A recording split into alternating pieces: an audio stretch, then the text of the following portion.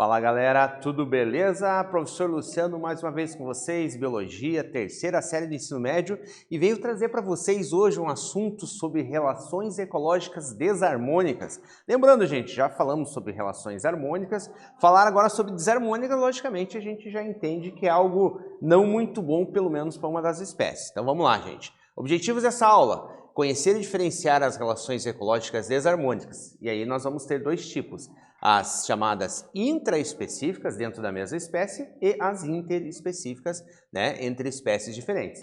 Antes, porém, gente, a gente sempre gosta de trazer para você um conteúdo de uma revista, de uma reportagem, alguma coisa aí para incrementar aí teu estudo, né? Isso é bem interessante. Veja lá, gente. Encontrado parasita bizarro que se disfarça como língua. Veja, se disfarça como língua. Veja por quê. O biólogo Corey Evans, do Departamento de Ciência da Rice University em Houston, digitalizava os raios-x de esqueletos de peixes quando se deparou com um parasita. Então você olha aqui na imagem esse parasitinho aqui dentro da boca, né, do peixe. Parecia que ele tinha algum tipo de inseto na boca, quanto o professor assistente. Beleza.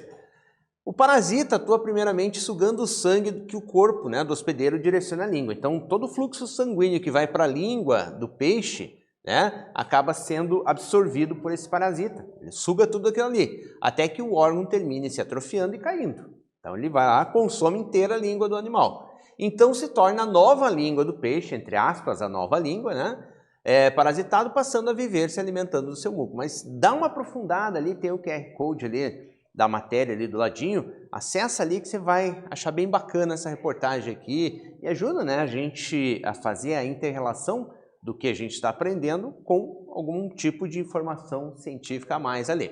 Mas vamos refletir, gente. Os seres humanos também estabelecem diversos tipos de relações com os outros seres vivos. Ao longo da história, a sobrevivência da espécie humana sempre dependeu dessas relações e também, né, da interação com o ambiente de uma forma geral.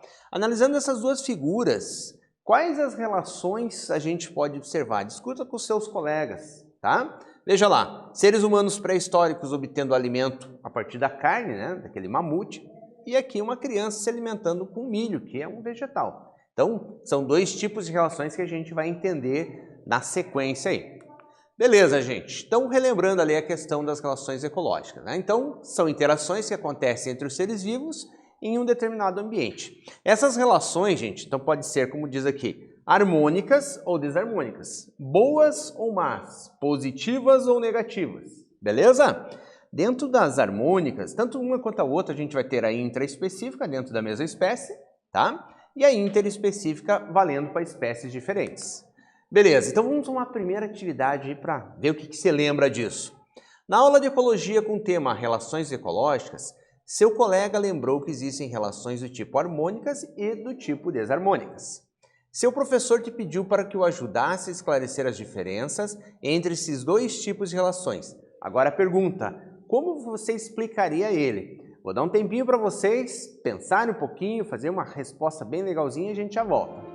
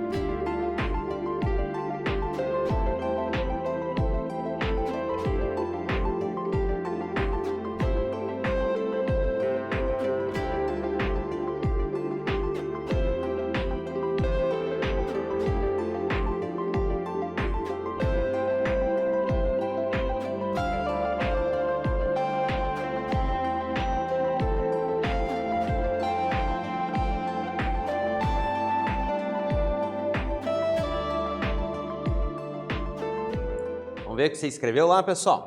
Veja lá. Explicaria que aquelas relações ecológicas em que ao menos uma das partes envolvidas é prejudicada pode ser considerada uma relação desarmônica, beleza? Já quando não há prejuízo para nenhuma das partes, a relação pode ser classificada como harmônica, tá bom? Não pode ter prejuízo. Pode até não ter benefício para uma das partes, mas também não tem prejuízo. Daí são as chamadas relações harmônicas. Belezinha, gente, vamos continuar aqui então. Relações específicas desarmônicas, especificamente o tema da aula daí. Então vamos lá.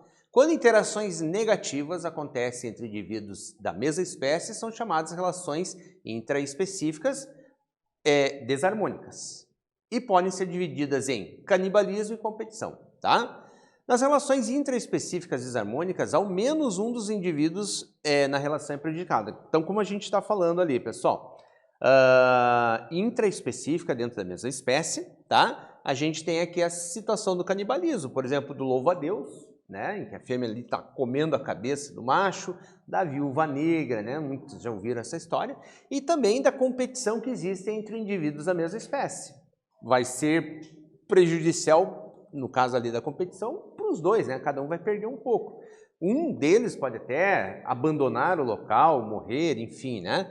E nessas daqui é benéfico ali, no caso, para a fêmea, né? Do louva-a-Deus, da viúva negra e tudo mais, beleza? Isso são tipos de intraespecíficos, só lembrando.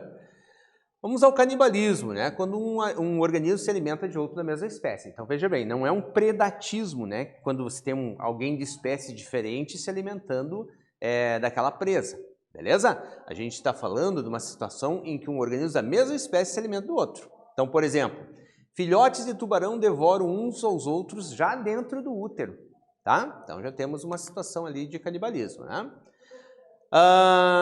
Então, a nível de competição, quando a gente ainda está falando intraespecificamente, né? Ou seja, dentro da mesma espécie ainda, a gente está falando aqui, ó, disputa entre organismos da mesma espécie e ela pode ocorrer por alimento, então, um local onde tem um número grande de indivíduos daquela espécie, tá? E uma disponibilidade de alimento que talvez não vá suprir para todos, tá? Então temos um tipo de competição ali, por território, né? Por assim, ou seja, pela distribuição daquele grupo num território específico ou por parceiro sexual, que os machos provavelmente vão brigar entre si e aquele que ganhar a disputa, vamos dizer assim, acaba fecundando a fêmea. De um modo ou de outro, especificamente para cada tipo de relação de ser vivo, para cada tipo de animal e tudo mais, tá?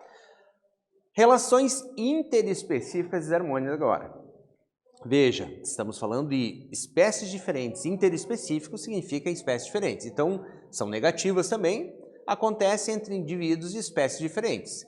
Pode ser divididas em, agora sim, predatismo. Então, uma espécie é predadora da outra, beleza?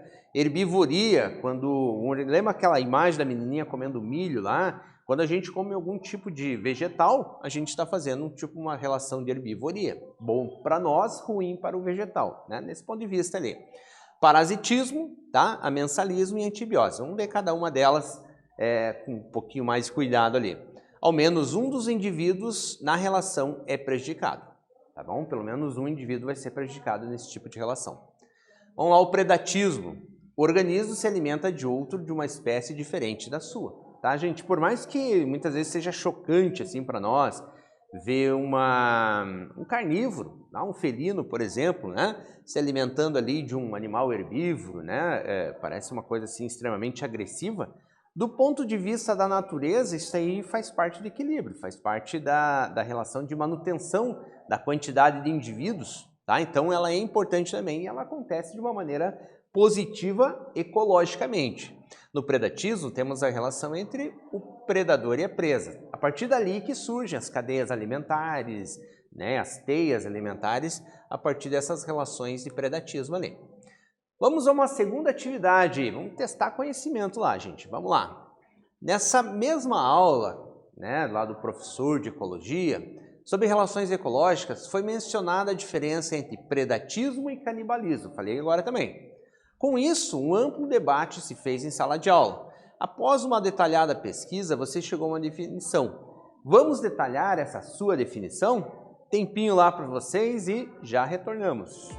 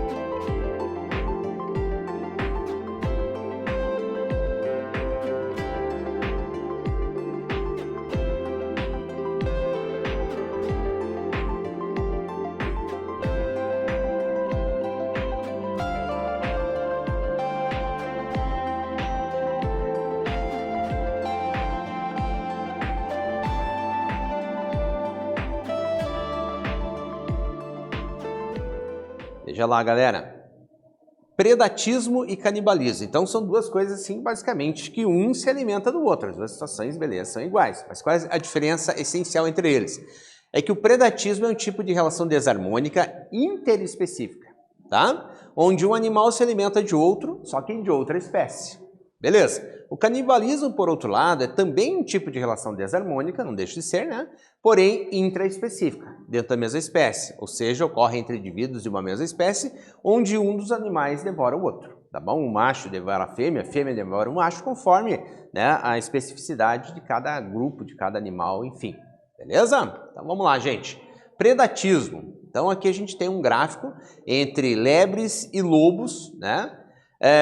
E diz assim, aumenta a predação pelos lobos, aumentando, né? Quando aumenta a predação pelos lobos, diminui a quantidade de lebres. Ou seja, aumentou o número de lobos, a disponibilidade dele no território, diminui o número de lebres. Acaba sendo um controle, como a gente falou agora há pouco ali. Sem o predador, aumenta a reprodução dessas lebres. Então você veja aqui que quando a gente tem o pico de expansão das lebres, é porque diminuiu o número de lobos. Aumentando o número de lobos, tá? Diminuiu o número de lebres. Essa chegada do lobo pode ser por reprodução, né? Por aumento da população reprodutivamente, ou pela chegada de novos indivíduos naquele local. Tá? De uma maneira ou de outra isso vai acontecer. Tá certo? Terceira atividade aqui, gente, observe o gráfico abaixo aqui agora, tá? Temos a espécie A em vermelho e aqui em roxo, azul, né, a espécie B. O gráfico representa a relação ecológica desarmônica entre as espécies A e B. Qual relação é essa? Justifique sua resposta. Tempinho para vocês tentarem resolver, a gente já retorna aí.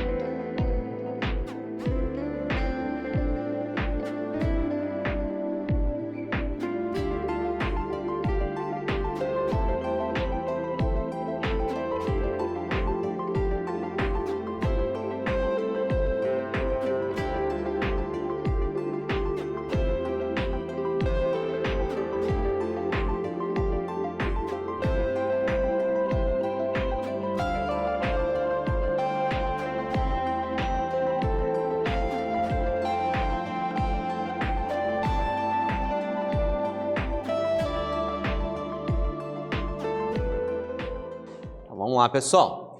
Então, representa aqui a relação desarmônica entre as espécies A e B. Qual relação é essa? E justifique sua resposta. Muito bem. A espécie A, né, tá aqui, é presa da espécie B, tá? Conforme a população da espécie A aumenta, a população da espécie B também aumenta. Portanto, temos exemplo de predatismo, tá bom, gente? Então, o predatismo é quando uma espécie, logicamente, é uma condição interespecífica onde uma espécie acaba sendo presa da outra.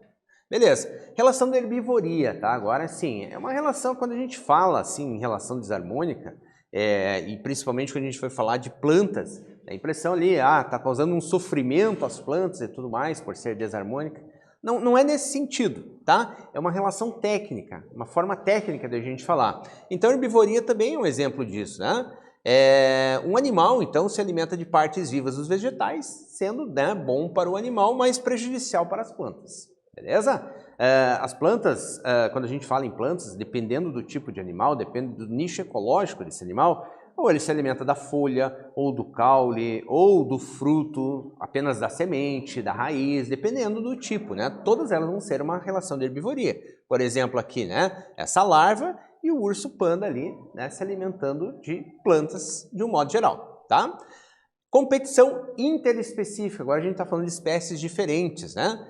Como, por exemplo, né, disputa por alimento, por território, tá? São, assim, tipos de competição, né, que acontecem em que aquele mais adaptado à situação ou com melhores características para aquele tipo de alimento acaba tendo um certo privilégio.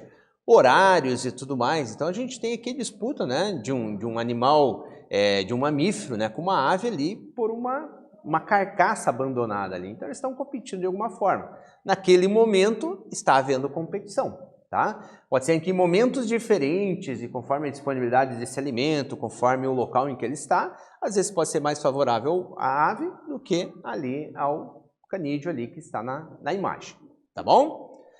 A gente vai chamar isso de sobreposição de nichos ecológicos. A gente vai entender pelo princípio de Gauss aqui, né? Que é o princípio da exclusão competitiva. Isso é bem importante se anotar aí, gente.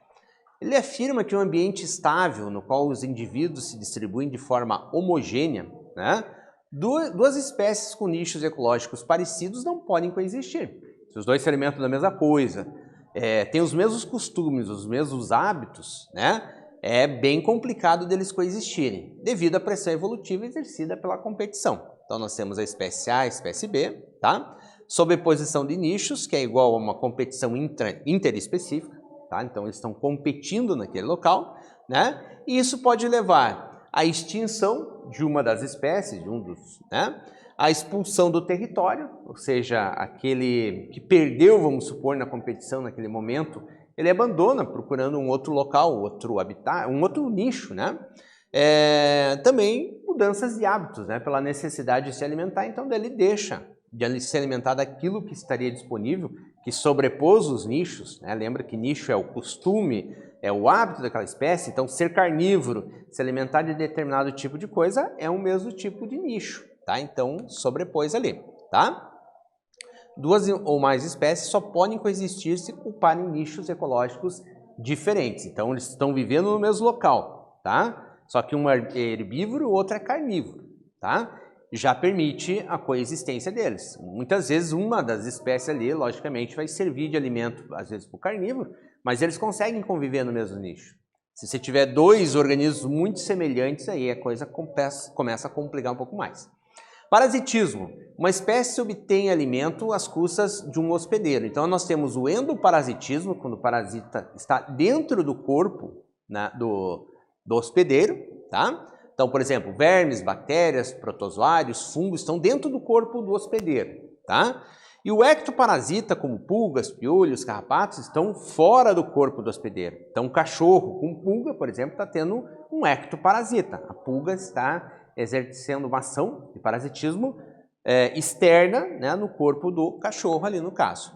O amensalismo é uma situação um pouquinho diferente. Uma espécie é prejudicada sem que a outra tenha benefícios com isso, tá? É uma situação que não é boa para nenhuma delas, mas uma delas é prejudicada necessariamente. Então, por exemplo, parece ali o elefante pisando no inseto, né? Não está sendo bom, ele não está obtendo benefício nenhum, tá? Está matando o inseto, está ruim para o inseto, né, mas indiferente ali para o elefante.